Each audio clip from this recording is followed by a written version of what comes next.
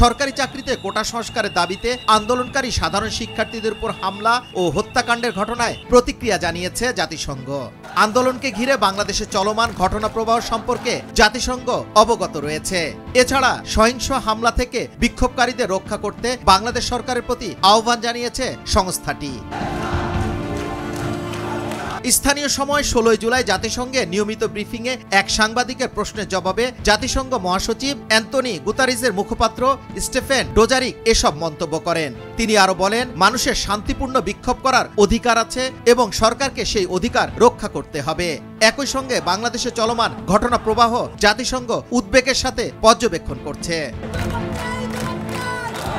ব্রিফিংয়ে এক সাংবাদিক বাংলাদেশ সরকারের চাকরিতে কোটা সংস্কারের দাবিতে আন্দোলনরত শিক্ষার্থীদের উপর হামলা, সংঘর্ষ ও হত্যার বিষয়ে জানতে চান। এ সময় তিনি বলেন, বাংলাদেশ সরকারের চাকরিতে তথাকথিত কোটা পদ্ধতির পরিবর্তে মেধাভিত্তিক নিয়োগ ব্যবস্থার দাবিতে দেশব্যাপী বিক্ষোভ চলছে।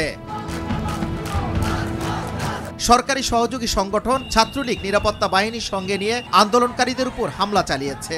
বিক্ষোভে হামলায় 6 শিক্ষার্থী নিহত হয়েছেন। জাতিসংঘের মহাসচিব কি এই পরিস্থিতি সম্পর্কে অবগত আছেন? জবাবে জাতিসংঘ মহাসচিবের মুখপাত্র স্টেফেন ডোজারিক বলেন, হ্যাঁ, পরিস্থিতি সম্পর্কে ভালোভাবে অবগত আছি।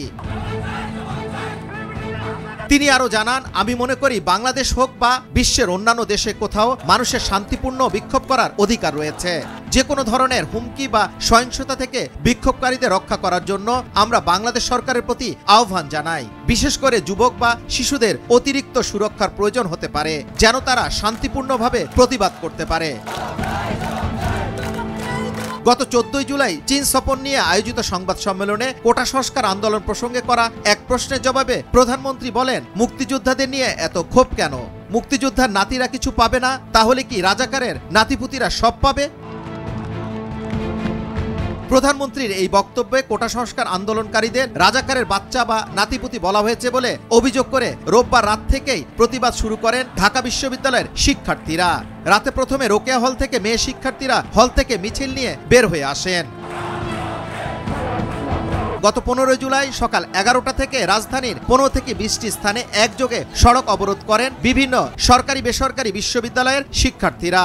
অবরোধে গোটা রাজধানী অচল হয়ে পড়ে। পাশাপাশি চট্টগ্রাম, রাজশাহী, রংপুর সহ দেশের প্রায় সর্বত্র শিক্ষার্থীরা সড়কে নেমে আসে। ঢাকা সায়েন্স ল্যাব ও চাংখারপুল এবং ঢাকার বাইরে বিভিন্ন স্থানে আন্দোলনকারীদের সঙ্গে ছাত্রলীগ পুলিশের সংঘর্ষ শুরু হয়। এ ঘটনায় চট্টগ্রামে 3 জন, রাজধানীতে 2 জন, রংপুরে 1 জন, মোট 6 জন নিহত হয়েছেন। আহত হয়েছেন 5 শতাধিক। সার্বিক পরিস্থিতি নিয়ন্ত্রণে রাজধানী সহ 4 জেলায় বিজিবি মোতায়েন করা হয়েছে। যুবরাজ ফয়সাল, ভোরের কাগজ, ঢাকা।